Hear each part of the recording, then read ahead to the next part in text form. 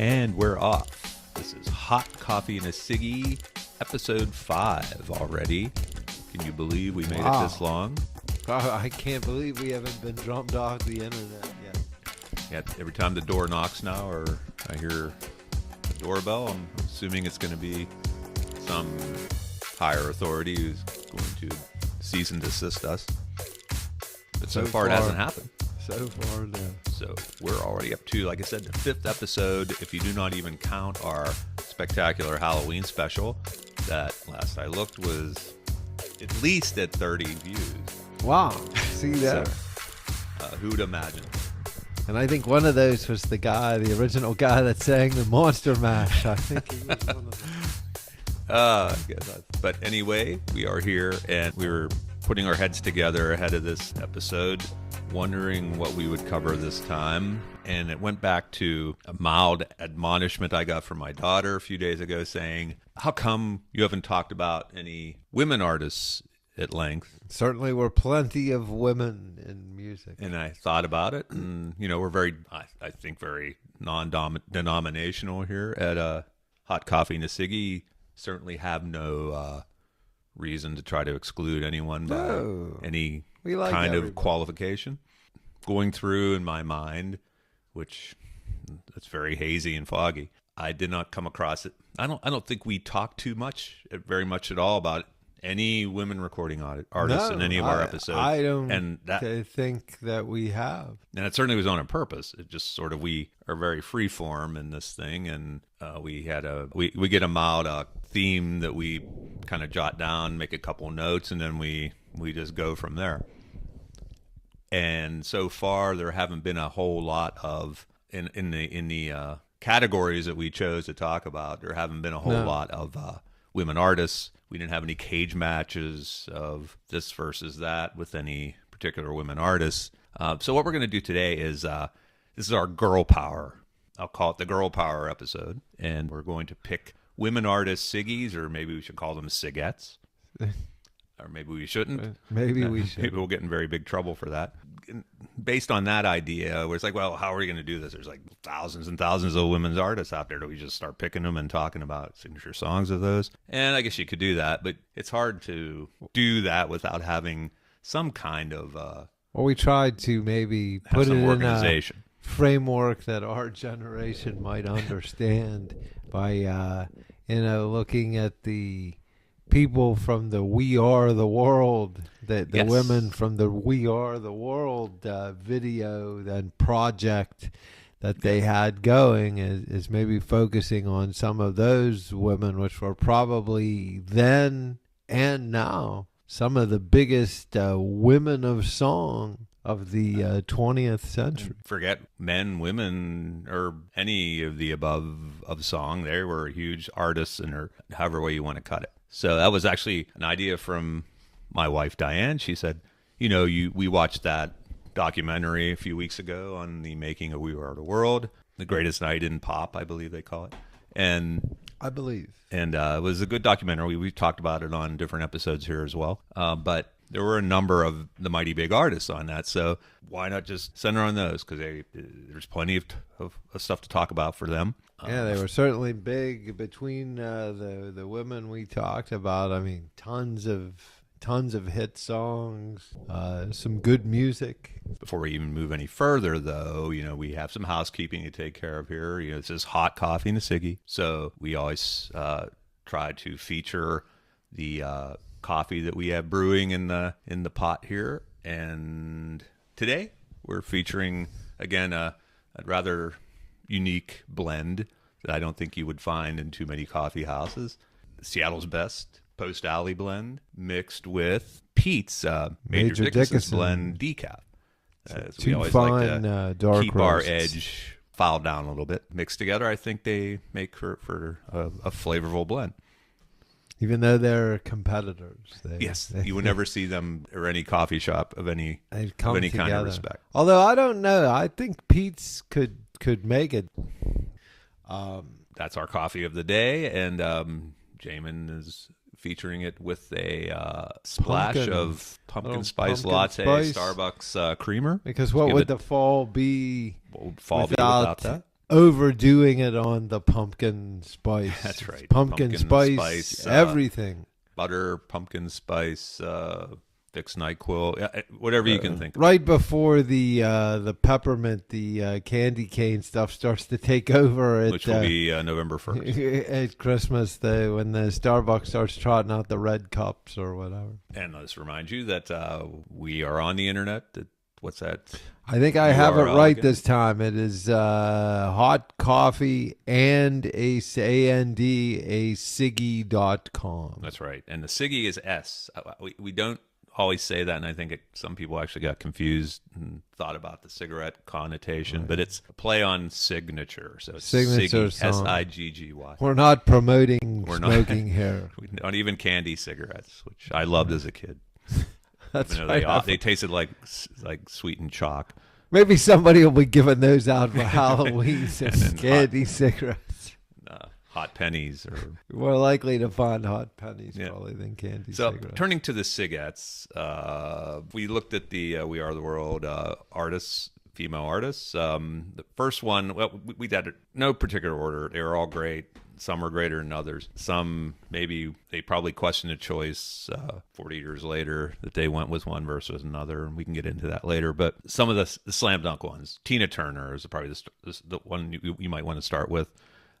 She was very well-known career, her days with Ike Turner and domestic problems that they had. Yes, the beatings from Ike Turner. Big hits in the 60s and the early 70s with Ike Turner, and kind of fell on hard times. He had substance abuse. Although he we were talking about that earlier. Ike Turner, as an aside for the Ike Turner fans out there. And there were some great songs they did. He laid claim to having co-written and performed the very first rock and roll song, a song that he co-wrote with a guy, I believe the guy's name was Jackie Brenson. And they wrote a song called Rocket 88. Sort of named after the Oldsmobile of the day, had an engine in it, a V8 engine that they called a Rocket 88. And Ike Turner and his Rhythm Kings did a version of that song. It was 1951. So sort of really before the 54, 55 vintage, when I think rock and roll stuff like Rock Around the Clock, Bill Haley, those sorts of things started to come in. So that's, I guess that's a sort of a unique place in music history that Ike Turner can claim and has claimed that was the first rock and roll song. And that just sets a frame of how wide her career net was. It goes back to, I think what I saw was early 1960s. She and her sister went to a show Ike Turner was performing, and enthralled by him. He was a very dynamic performer. Somehow they met each other. He liked her voice. He put her in the background vocals for the group. And then brought her to, they had that Ike and Tina Turner review. Yes. And we did that with the Proud Mary years, and some of those late 60s, early 70s. That was her prime, probably. For the purpose of signature song, and you guys can comment in email or otherwise if you disagree with this, if I should have separated those out. But I don't distinguish Ike and Tina Turner versus Tina Turner, whereas in some cases you'll find I did do that. Maybe a conflict of consistency, like with Diana Ross. I have a Diana Ross solo and the Diana Ross and Supremes, but I didn't do it for Ike and Tina Turner. I think when Tina Turner sort of came to the foreground and really started singing, I don't think Ike was doing much singing then. He might have been singing at that point in a different sense, but it was, they had hits. She had huge hits as a solo artist afterward. But for the purposes of this, I combined them when I put them up against each other. I would say the prime Ike and Tina signature song would be Proud Mary. There's certainly many songs that they've done. That's the one, if you mention to, our classic litmus tests, 100 people, like the Family Feud, you'd say Ike and Tina Turner, and they probably think of Proud Mary. there's video of her shaking. River Deep Mountain High. River That was Deep another Mountain High big is one. another. They probably weren't huge on the pop charts. That would be the biggest one. But with Tina, I almost called it a slam dunk here. I made it What's Love Got to Do with It. That was her huge comeback song. That was what was the movie about her life was named after, and probably rode the charts at a high level longer than any of her other solo songs. But that's sort of over the years became, I think when you think of Tina Turner, you hear that song start playing in the head with that, that smoky beginning of the song. Start of her, I guess, that 80s, was her comeback. The 80s comeback. That was a very improbable one. I don't think there's a whole lot of people who expected that. She sort of came out of nowhere in the mid 80s. It's like, well, if you said in the beginning of the 80s, like that Tina Turner would be like one of the primary musical like a artists big artist. I mean, before the end of that decade. People would say you're crazy. Didn't she do a duet too with Mick Jagger? Mick Jagger did one with Bryan Adams. She did. She was in the movie Thunderdome. Did the theme of that song, and it was a big hit. So, who was the star of that? Mel Gibson. Mel Gibson. Thank you. I couldn't think of that. I never saw the movie. I didn't. She had this like crazy lion mane kind of hairdo in it, and he probably had that too in that time with the big mullet. That was before he ended up killing his career in Hollywood. His rampant anti-Semitism came to light. But he still makes his occasional comebacks. But unfortunately, Tina passed in 2023, so there's no more comebacks for her. But I think she is quite justly given her due for her tenacity and her comeback spirit in the show business that a lot of people don't tend to see. When someone fades away like that, like she did in the late 70s, you usually don't hear about him again, but she made it back. So had a second act. I don't know if I was the biggest fan of her so much. I thought her music was a little bit over the top for my taste, but over the years, as I mellowed and matured, I started to appreciate it more, like I did with a lot of things. Although some people would say that song of hers, maybe it persists even more than this, is the best. It's simply the best. That was awful. I should edit that out. But that's how it went. And that may be today, it's like how we say with different eras. If you polled people in 1990s, they'd probably say, What's Love Got to Do with It by far is her signature song. But that song, The Best, is being featured a lot more recently. In recent years in commercials and movies, TV shows. You'll hear that as themes for tributes to different other artists. Well, it's a better, the best, so you can use it's like maybe people today, if they think of Tina Turner at all, they're thinking of that song, but I'm going to stick with What's Love Got to Do with It. I think that's a safe bet. Interesting when We Are the World was made, she was just had come back with that song, and the documentary is kind of interesting of who they invited to this and who they didn't. And, it's all timing. Timing's everything. It's been like 6 months before that. She most likely probably would not have been invited to that. No, probably not. Like, we'll talk later maybe a little bit about it, but it came down to other like artists, Cyndi Lauper versus Madonna. And at the time, Cyndi was... Yeah, I don't think Madonna was... Madonna was just getting going. But then 6 months later, I bet they would not have invited Cyndi over Madonna. But at that time, she was invited to be there, and Madonna was not. I think a lot of people who think about the 80s and lump all that together will probably be like, what? How do you not have Madonna there? But it was just the timing of it. She had one hit, I think. She had just come out with Holiday maybe before that, and didn't have any of the... Like a Virgin or Material Girl stuff, that had not come out yet. Never a huge Madonna fan, but she did have a lot of songs there from like maybe in the late 80s and into the 90s. If anybody had any dispute with the artists that were invited to that, you could probably go back to Quincy Jones, who was a producer of it. I think he made the final call on a lot of those artists. Frank Sinatra used to call him Q. Yeah, Q. And I think if you're watch that documentary on Netflix, they didn't really say he was the deal breaker of it, but I think some of the people who were on his staff were like, well, Quincy said, yeah, go with it. And I think if he had said don't go with it, then that person would not have been on it. In fact, they said that's one reason that Prince was kept off of the roster of We Are the World. He was in town for that. And he was at the American Music Awards where all those folks were. They went there after that show and recorded the song. Well, isn't that how Huey Lewis ended up got his spot, getting on to the recording as a solo piece? But that's not girl power. So we'll continue on with the vein of the next big female artist, who probably the bigger female artist even of that performance was Diana Ross. Diana Ross was big, no doubt about it. It's interesting. Diana Ross is so prolific, you have to break her into two parts, and I do for a signature song.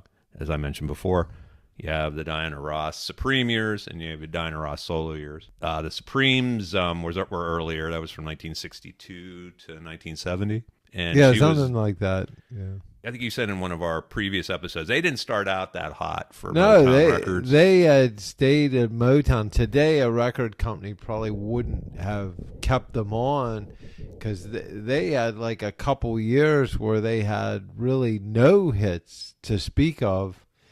And then like 60, I think 64, 63 or 64 maybe was their first hit, I think Stop Right. in the Name of Love. But once they hit, they caught fire and had a bunch of songs in rapid succession. And in fact, they were so successful that she was dubbed the Queen of Motown. And that's at a time when groups and other groups there, like the Four Tops and the Temptations and the Miracles and all those, were also hot. And there were the other girl groups of the time. And Marvin Gaye, my gosh, you can go to such a fantastic roster of talent. Jackson 5 started with Motown. In fact, Diana Ross is given credit for discovering the Jackson 5. I read that. I didn't know that until I was doing a little reading about her. He was another mean guy, that Joe Jackson, the father. Another guy that liked to beat people. Barry, it was really hard on Diana Ross, I guess. He pushed her very hard. She collapsed at a couple shows because he forced her to keep touring when she wasn't feeling well. Well, he pushed her because it was originally the Supremes, and then it became Diana Ross and the Supremes, because the other two girls basically became, if you believe any of those books or movies that you've seen, they basically became like her background singers. Yeah, I'm sure that didn't go over too well. I know there was a lot of internal tension because of that. I think he considered spinning her off completely as a solo artist even earlier than she did, but he, wanted to make the most coin he could out of that. So and I don't think the Supremes ever really had a reunion. But there was so much. I mean, there were 8 years of hits for the Supremes, so we thought we had to separate the Supremes from Diana Ross solo, and that caused some minor controversy in the discussion we had offline here about, okay, are they a white whale? We didn't cover them in the white whale episode we had, but I've gone back and forth a number of times with their signature song. I did it when I made the playlist. I started with Stop in the Name of Love. And I would have said, now hold on.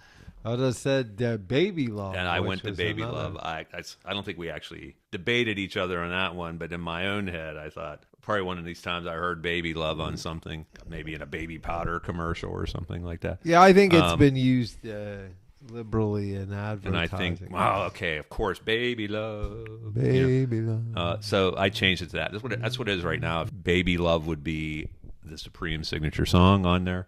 Now, tomorrow, next week, next month, maybe it'll be something else. That's the blessing and the curse of Hot Coffee and Siggy. I reserve the right to change it, and I do. So, but that's not even the only one I've had set as their signature song. I had her first really big hit was Where Did Our Love Go? Yeah, that was another. And that sort of starts in a very distinctive way, too, that song.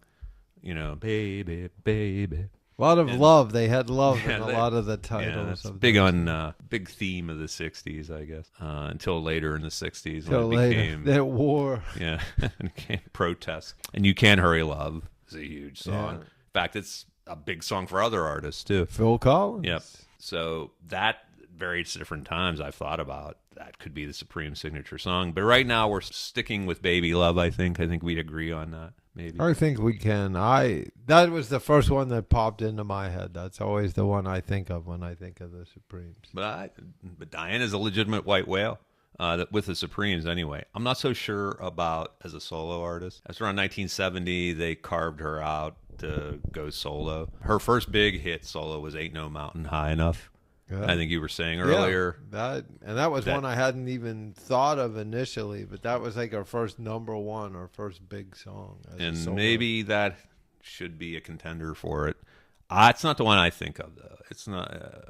That's a little earlier, but it probably depends on your age, the music you prefer, the time frame you like.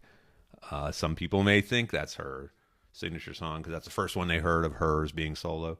And sometimes signature song is as simple as that. Yeah. With her, though, that wasn't the end. That was really just the beginning. She sold massive numbers of records and had lots of hits through the 70s and into the 80s, and probably kind of petered out in the mid-80s with their successful solo career.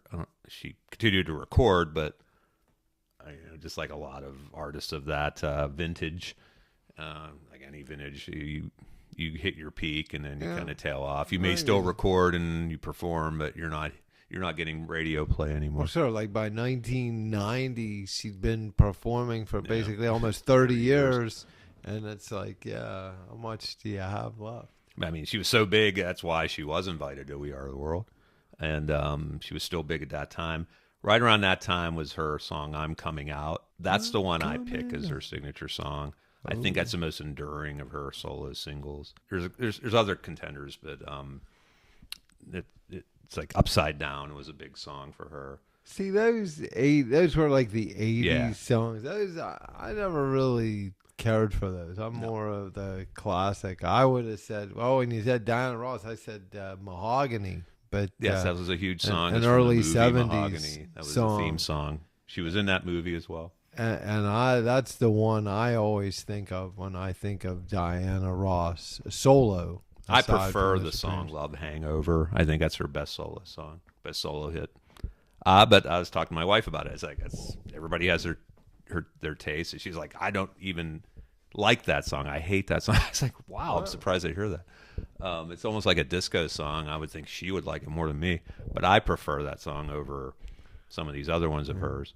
Everybody was. I would not say disco. It's a signature song. That I never would claim that Love Hangover is her Siggy, but I enjoy that song more.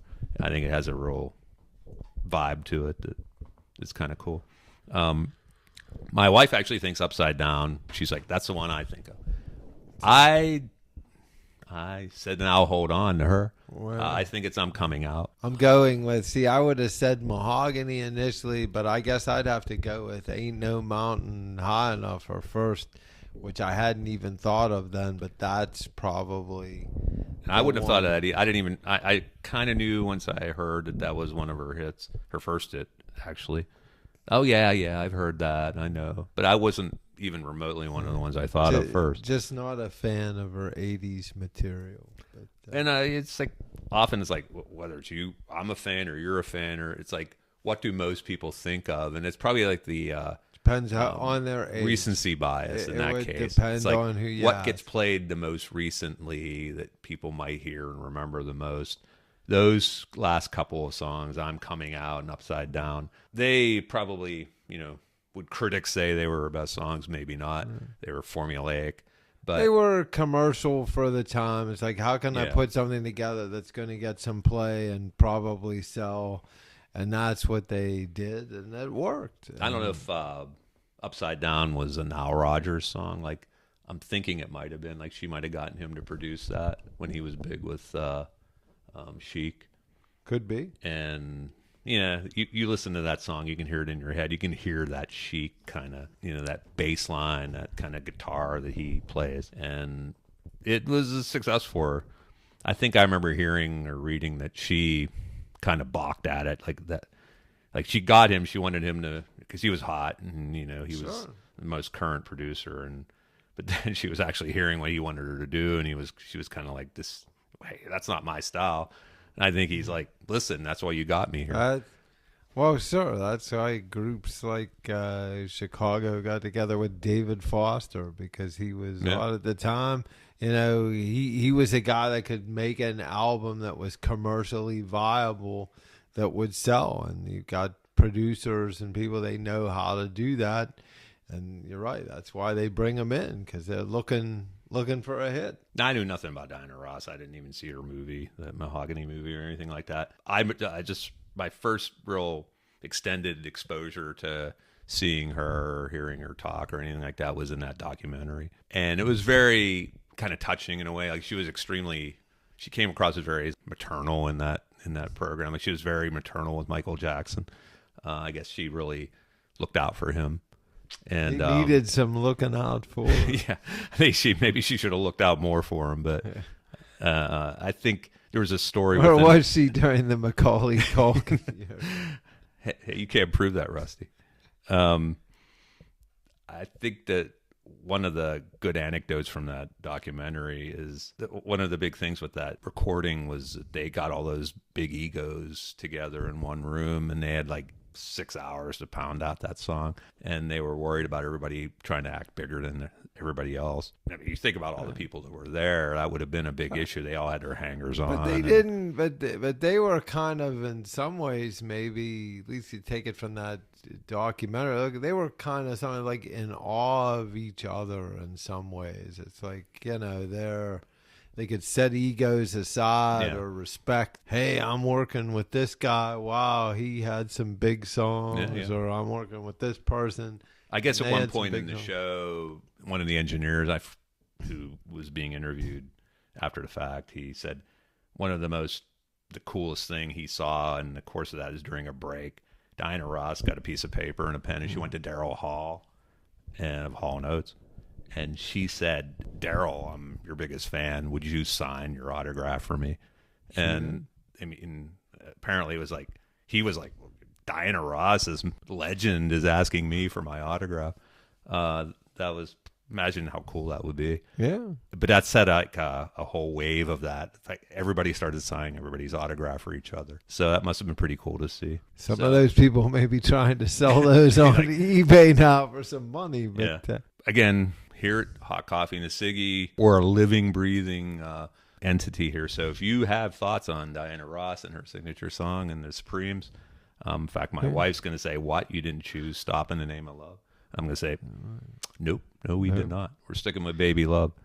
So I might be on the couch later over that. So if you want to... It's good you stood your ground. send an email and support me on that. I guarantee it will not sway her. But another big artist, probably the biggest really from that show, was Dionne Warwick. Absolutely. And people think she's just the psychic network, but she's network, so much more. That's maybe... We talk about recency bias. Probably what everybody thinks about her these days is they just remember her hawking these. Yeah, she was on those commercials, the Psychic Network. But she was a humongous star, really, for multiple decades, and starting in the mid 1950s. Even she did probably most associated, I'd say, for the longest time with Burt Bacharach and those songs and Hal David. Those. Do you know the way to San Jose? Right. Don't make me over. A bunch of those sort of like early to mid 60s songs. Because she was actually, I would say, sort of had some hits even really before the Beatles came around. Walk On By. I don't know enough. No, I don't think she was on Motown Records or anything, but she was with Warner Brothers. And so she had a lot of that kind of vibe of music, came out of what was performed. Those guys wrote for her and things like that, and maybe not the hippest stuff in the world, but very pop, very sensible pop. And like, she did Walk On By, the San Jose, the Alfie theme. That's right. What's it all about, Alfie? And she had that kind of smoky, distinctive voice, I think. Then she got into the 70s, and when I became more familiar with her, I started liking music about that time. And she was still making hits, but she was doing a lot of duets, like with the Spinners at the time. I think at least a couple Spinner songs she co-sang with them, and Then Came You's the big one. And then, I mean, she wasn't even done then. She did a lot of songs from there into the 80s, a lot more duet stuff, like with Stevie Wonder and Elton John. That song I cannot stand, to be honest with you. But that's what friends are for. That was like when she was into the Solid Gold years there, when she was hosting Solid Gold. Well, she had a couple of those bigger songs. I'll Never Love This Way Again. That was probably the biggest selling pop hit she had, from what I understand. Which was a later song. It was like and late of course, 70s. Heartbreaker. Yeah. That was definitely an Bee Gees type song. Bee Gees. Yeah. Barry Gibb wrote that. So those might have sold more records. I don't know if you would call them signature song material. Just because you sold a lot doesn't mean that makes the signature song. It's like, I think Walk On By is the one I would say. If you made me, put the pedal to the metal on Dionne Warwick, I would say Walk On By is the one I'd have to go for. That's probably, I might have even said like, Do You Know the Way to San Jose? That's a catchy song. Oh, absolutely. And I think a lot of people, because it was a catchy song, might think of, and maybe you go with, you say maybe early in her career, that was a song, and of course Walk On By, and then maybe something like The Heartbreakers, like a later song, if you're dividing her. And if that, some the later songs, if they were like, for those who don't remember our initial rules of Siggy's, it's like duets are exceptions. They're ruled out of the running for a signature song, because there's always like Diana Ross, even her biggest song is probably not any of the ones we talked about up there. The biggest song that she's associated with, other than We Are the World, is Endless Love. Is Endless Love. The Lionel Richie by far, that was a monster song with Lionel Richie. But we rule it out. We have the rule that no duets, because you can't really, who do you give it to? You attribute it to one or the other. Or you give it to both. You could give it to both, or whose album, if it was on an album, was it on Lionel's album or was it on her album? Or is it in strictly a single? Yeah. Which I think they didn't do as much, I think, by that time. It was always on someone's album. It's kind of the exception that I made the rule for Phil Collins and Philip Bailey for their song Easy Lover. Easy Lover, yeah. See, that was on Philip Bailey's album. Right. It was like, today they would say Philip Bailey featuring Phil Collins. They wouldn't say it's like a duet anymore. So I have that as a signature song for Philip Bailey in signature song, because it was on his album, and it sort of credits Phil Collins but doesn't necessarily attribute it to him, to both of them. But clearly it's a duet by the two of them, and it's a monster song. So it's like, I didn't want to leave that out because, first of all, I love that song. It's a staple of the early 80s. And it just, it defines an era. And funny video. Yeah, and it's like, and it's a funny video. And it's like, so unlikely, it's almost like, how did Phil Collins get together with Earth, Wind, and Fire? Or are they using some of their horns, using the horns like in the Genesis he was one of the singers in Earth, Wind, and Fire. It's like just so improbable it does too. We get together and it worked. It was like, there's not only just, it was Phil Collins solo songs, Genesis songs. They used the Earth, Wind, and Fire horns on several of them. Paper Late and No Reply at All. And it just like a fusion of different sounds that were happening at that time. It sort of set the stage for, you get a lot of hybrid type stuff today because of that. Where back then they wouldn't have bridged the gap. I don't think one wouldn't have gone into the other. Probably. So not. Whoever got the credit for that, deserves, they deserve that credit, and that's why it's like, well, it's my playlist, so I'm going to put it on there. Normally it's like it's a duet. It would break the rule. And it's also a one-hit wonder, really. Philip Bailey didn't have a lot of hits. Yeah, I was going to say, I can't think of any other songs that he sang. But I put it on there. So it has nothing to do, of course, with Dionne Warwick, but I would say that's an example. I don't have Dionne Warwick's songs with the Spinners in contention for signature song, although they were monster songs. And the same with Diana Ross and Lionel Richie. It's like, that was probably by far, forget all, even the Supreme songs, that was just like 1980, I think. That was a huge song. Oh, there's another. I was just looking here. What the World Needs Now. Yeah, that's the other Burt Bacharach song. Would that be better? Or not, I wouldn't even say better. Was it the one, would more people think of that? Would they think of that over Walk On By? Maybe it's hard to say. They were just in those early days. There were so like that Bacharach, David. They wrote like a ton of songs for her that they may not have all been number one, although some of them were. A lot of top 10 stuff that got a lot of play, a lot of airplay at that time. So it was like just a whole string of like really good songs. Maybe we'll contemplate that a little bit more. I mean, that's those songs all kind of define that era, kind of define that brand, I would say, of his stuff. And she was like the voice of it, like a perfect voice for it. Is it my favorite kind of music? Not really, but they're good. It had its place for sure. If you go back and listen to them, and I'm not a huge, like, I don't have any Dionne Warwick's greatest hits albums or anything, but you know, when we were looking at this stuff, and I'm like, yeah, those were all good songs. Like I could listen. Yeah, any of those you're listening to her stuff, and it's like, wow, that's quite a career. It's like it spans like 4 decades, and you got to give her credit for that.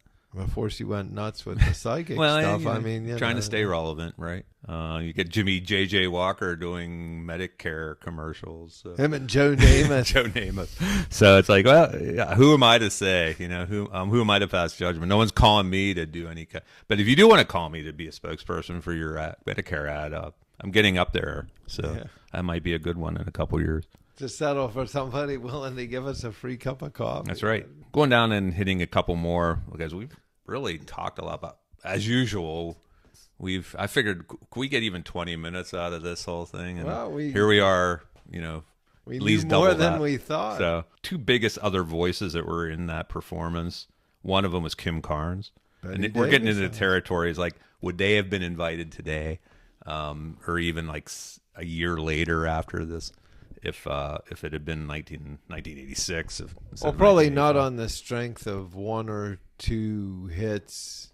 Kim Carnes is one of them. She had probably, other than Olivia Newton-John, I think she had the highest selling single of the 1980s. Like Physical, I think was Physical by Olivia Newton-John. I read somewhere was the #1 selling pop song of all time. I don't believe she was invited to sing. Olivia was an American. They wanted American. We are the world. And that's probably very xenophobic today.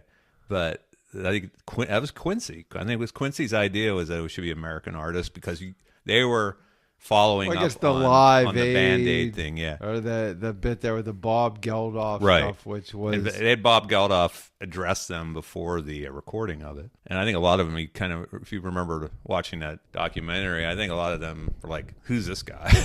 Like, I think they knew he had done it, but they didn't really know the Boomtown Rats. And he was like... I can't say that was one of my favorite groups Right, either. so it's kind of comical to me because I kind of I like British New Wave, but I'm sure none of those, like Kenny Rogers, he didn't have any idea who that was. And like Waylon Jennings did not know who that was. But Kim Carnes had just come off a couple years out before that. Well, there's Betty Davis Eyes was like the #2 selling single of this. There's an interesting thing, and I throw it out there, just talking about people invited to things. Maybe if Elvis had been alive, would Quincy have invited him to We Are the World? And would he have gone? Is the question. Well, he would have gone probably with like the Memphis Mafia. Yeah, right. But would he have been invited to that? I wonder. Something for another time. Yeah, that would be a good, fictional story, like if they had an alternate We Are the World, and think of all the artists who had passed by then. John Lennon, not American. Not American, but Buddy Holly. That kind of thing. Like Paul McCartney, I think was invited to be in Band-Aid. And did he turn it down? I think he participated, but he was not a featured person. And Kim Carnes, like I said, Betty Davis Eyes. It's sort of it's one of those songs that I think it got dated very quickly. Like it has that sound, that synthesizer kind of. The 80s, it was big on the synthesizers, and some of that stuff didn't age well. No, and I think even a few years after that, the vibe of the 80s changed significantly. This was early 80s. It was still very straight pop kind of thing. It got out of disco and was before beginnings of hip hop, and stuff was later in the decade. So that kind of cleaner and more innocuous pop music dominated in the early 80s. And I don't even know if that would have been a big hit in the late 80s. Probably. It was a monster hit in 81. I think it was #1 for 9 or 10 consecutive weeks. And I think that strength of it, even a few years later when they did We Are the World, I mean, it wasn't her only hit either. She was doing stuff with Kenny Rogers after that, making some big duets. Well, that's and the of course, key. Kenny was there too. Get a song, and then you can get a duet with Kenny Rogers. Kenny, maybe get appear at one of his chicken restaurants. He was the gambler. And it could have been, maybe Kenny was. They wanted Kenny at We Are the World. Maybe he's like for free chicken. Maybe. Well, maybe they wanted. Maybe he's like, I can't do it without Kim. Well, that could be. But I think Kim Carnes had a great voice. It was very distinctive. That was really, she had a couple other hits. I think More Love was a cool song, the remake of the Smokey Robinson song. But Betty Davis Eyes was huge, but she really didn't hit that apex, even come close to it after that. And we're talking about 4 years after that by the time We Are the World. So I'm a little, even to this day, surprised she was invited to that. Like you say, maybe it's just, no, they didn't invite Pat Benatar. It's not what you know, it's who you know. Think of other contemporaries that didn't get invited. Was Dolly Parton? I don't know. She was invited. I tried to look this up, and I'm still not certain. But Aretha Franklin certainly was not a featured song and singer in that. But you said she was a couple there. things said that she was involved and sang background for it. Now, things I've read about Aretha, she's very particular about her voice. Like, she treated it very particularly about whether she would sing or not, and her voice. That's her living. That's her her instrument, and she wasn't just going to go out there and belt out a song randomly. It could have been like, well, I'll show up, maybe I'll do a little harmony, but I'm not going to. I'm not going to belt one out for you. Hey, getting ready to start a big tour or something and keep my voice. But that would have been she was a huge name. Oh, absolutely. Maybe she and Quincy didn't get along too well, but I think she was a huge person. She was a hefty person. In those days. She was a bruising bat, as Jim Brown might say. As Jim Brown. But she was apparently there, but you think if you have Aretha Franklin there, you're going to find something for her to do other than just sort of hum in the background. Throw out something. But unless she didn't want it. I might want to drop the red flag on whether Aretha was there. She may. But you think you have Kim Carnes and not Aretha Franklin. That kind of interests me to this day when I was watching that. And you could say that about some of the guys too, that they had Al Jarreau. You would not have Al Jarreau even a couple years after that. No. But they were, not only he was in that, they were like real picky with it. Like he was real picky about what he wanted to sing and stuff. It's like, come on, you're Al Jarreau. Yeah. I'm surprised Quincy Jones didn't even say that. Maybe they edited something like that out. But I can imagine him saying, listen, you sang the moonlighting theme. That's about all you're known for. You ain't Frank. I worked with Frank. You ain't Frank. So I'm thinking, well, you had Aretha. You could have had Gladys Knight. Apparently she was there too. And you have Kim Carnes instead. Now, I like Kim Carnes, but I'm just saying Kim was one. I would say Betty Davis Eyes. That's a slam dunk. Siggy. Yeah. There's not going to be. I think she doesn't have that many others. The other one's Cyndi Lauper. Cyndi Lauper was invited over Madonna.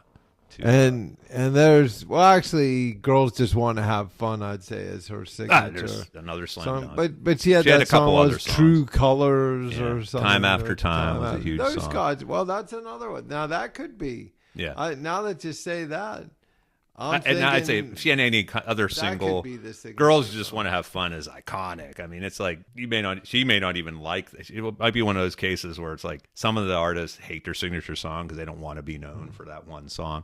I don't know about that. She may very well love that she did that song. But if she was on tour, she'd willingly perform. Yeah, that's one of those ones. She's not going to wait. She's not going to throw that song out in the middle of the set. You can't. That's the second encore. If you've got 20 plus hits, you can be a little choosier about what you like. But when you have 2 or 3, you don't dare leave them out. Yeah. Time After Time, She Bop, True Colors, and Girls Just Want to Have Fun. That are probably that's her catalog of top 40 songs right there. I mean, she obviously did lots of other. At the beginning of the show, a couple in the middle, and then one at the end.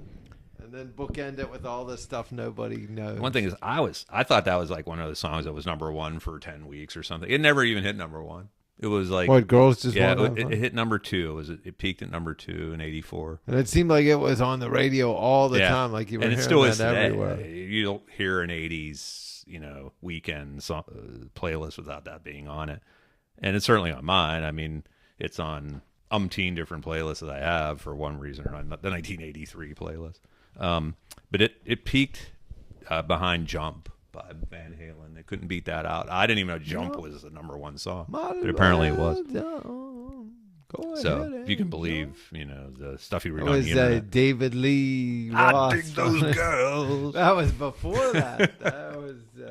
That's what allowed him that springboard to those great solo songs. So Cindy's she's still relevant today in the sense that she tours. I have a friend who went to see her in concert in Youngstown. Youngstown? Yeah, she was in Youngstown. Where was he at? Like the Packard? Couldn't tell you Packard exactly. Music Hall? It might have been one of those or the YSU campus. Was it? They do one of those things outside of Youngstown. It's like one of those jamborees. At the Canfield Fair? Something like that. I think they went to see her. That's there. big. The used to be, anyways. The Canfield Fair. But she still performs. She's in a lot of commercials for eczema, I think. So that's where a lot of people know her. So she's still at it. Still has a purple hair and things like that. I don't dislike Cyndi Lauper. I just don't think maybe a year before or a year after that they would have invited her to this thing. Probably not. It's like, think of the ones that they did not invite, like Madonna. And I think I think it came down to Cyndi and Madonna. I don't know if it was Quincy Jones who broke that tie or what, but they invited Cyndi. And it's a good thing they did, probably, because I think Madonna would have definitely given a different vibe to that documentary anyway. Sure. Cyndi was like real fun-loving and apparently very irreverent, if you heard in there, like they had to stop recording because she had so much jewelry on that all the bracelets and the necklaces she had were ruining the takes. So that was pretty funny. Those were the 5 solos. I don't think they had other women who were there. Like I mentioned, Gladys Knight. Apparently, Aretha Franklin was there. The Pointer Sisters were there as well. Okay. And they were big at that time. They didn't get a solo of any kind in that performance, but they were singing harmony in that. That comes out. I call that a cage match group. Pointer Sisters. I go back and forth on them. I say "I'm So Excited" right now is their signature song. Yeah, but probably. Jump is in the running. Jump is big, and those two aren't even my favorite. I think Automatic's their best song, and Fire, the one Bruce Springsteen wrote. I think that's a great song. I would say the one it comes down to Jump or "I'm So Excited." I'm so excited is probably what and I have "I'm So Excited" out there right now in the playlist for Pointer Sisters. And I think only one of them is still alive right now, Pointer Sisters. You couldn't prove it by me. So that kind of covers the basis for We Are the World. Again, Gladys Knight, I would say Midnight Train in Georgia. Midnight Train There's your with slam dunk, Siggy, with the Pips. If there is one. That was a great song. The Pips had some great moves too. Yeah. Like behind it.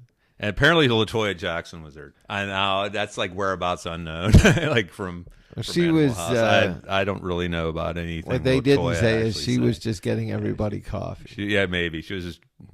Janet Jackson was not there. There was like a question about whether she just tagged along. She would have still been pretty young, but she was singing on Michael Jackson's records by then. She was singing background. Yeah. She was one of the pretty young thing. She and LaToya.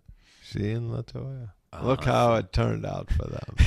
And Janet became the biggest. She sold even more than Michael when it was all said and done because she stayed at it longer. If Michael had continued to be sane, I think he would have stayed on top there. But by the end there, he had kind of lost his mind. So that kind of wraps up our girl power episode, unless you can think of any closing remarks. I think that was a fitting girl power tribute there. I'm going to have to give that some thought as if they did invite Dolly Parton or something. Certainly she was... Yeah, that's a very good question. There's probably... We can go down the list. She was big. She was big then. Around that time, Pat Benatar was still really big. And she was multi-million selling artist. Stevie Nicks, for example. I don't think she was there at all. She would have been huge. She's a witch, I think. She was at that time. She thought she was anyway. So I guess there's probably some of those unanswered questions on some of those ladies that were pretty big in the world of music. Carly Simon. Another one. That's a very good one. She was on the tail end there. She wasn't as huge. That was the thing. So, yeah, that's about all I can say. Can't say no more. If you have any other ideas, folks, for a category that we can cover, and I'm sure you give us an email. And what is that email, Jay? Email hot coffee and a Siggy with an S at gmail.com. And we thank you for listening, and tune in next time. Have a good day.